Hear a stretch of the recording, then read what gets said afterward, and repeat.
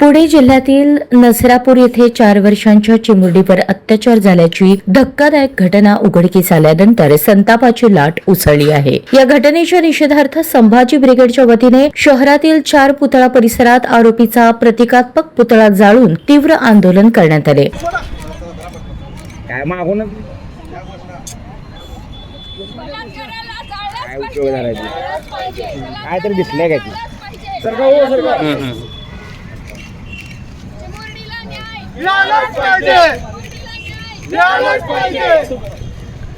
यावेळी आंदोलकांनी आरोपीवर तात्काळ आणि कठोर कारवाई करण्याची मागणी केली। अशा विकृत प्रवृत्तीच्या व्यक्तींना कायद्याने कडक शिक्षा झाली पाहिजे, जेणेकरून भविष्यात अशा घटना घडणार नाहीत, अशी भूमिका माध्यमांशी बोलताना व्यक्त केली। ब्रिगेडच्याकडून भीमा कांबळेचा आज हुतात्मा चौकामध्ये त्याचा पुतळा जाळला आहे। आज जर या सरकारनं जर त्यांच्याकडून जर फाशी शिक्षा होत नसेल ना तर अशी जर होत नसेल तर आमच्या स्वाधीन करावं, संभाजी ब्रिगेडचे स्वाधीन करावं। मग त्याला दाखवतो की आम्ही जिथं घडलंय तिथं आमच्या चिमुरडीला त्यानं असा अत्याचार केलाय, तिथंच त्याला असं गवऱ्या ठेवून त्याच्यावर पेटवून देऊ आम्ही संभाजी ब्रिगेडच्या वतीने एवढंच सांगतोय।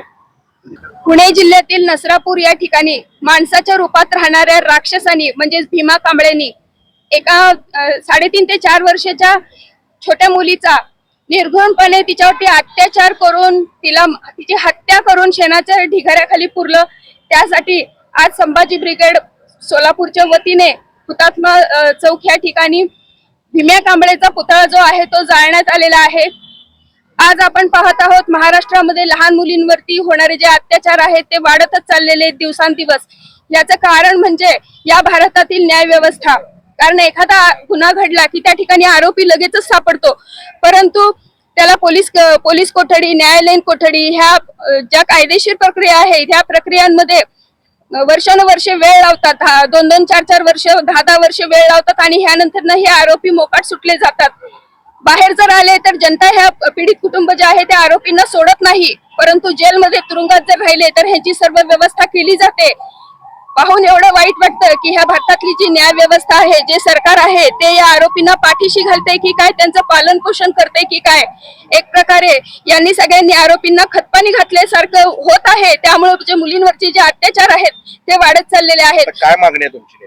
आमची मागणी जी आहे ते असा जिथे कुठेही अत्याचार घडेल, आरोपी ज्या क्षणाला सापडेल तेव्हापासून तत्काळ ही जी त्यांच्यावरची जी प्रक्रिया आहे न्याय व्यवस्थेची ती तत्काळ करण्यात यावी आणि 15 दिवसाच्या आतमध्ये त्या आरोपीला फाशी देण्यात यावी। नाही तर मग असं चौकामध्ये जे पीडित कुटुंब आहे त्यांच्या स्वाधीन करून मग ते एकतर त्यांचं एन्काउंटर करतील नाही तर चौकामध्ये जाळून टाकतील। या घटनेमुळे परिसरात भीती आणि संतापाचे वातावरण निर्माण झाले असून नागरिकांकडूनही आरोपीला कठोर शिक्षा देण्याची मागणी होत आहे। दरम्यान पोलिसांकडून आरोपीचा शोध घेण्याचे काम सुरू असून लवकरच कारवाई होईल असा विश्वास व्यक्त करण्यात येत आहे।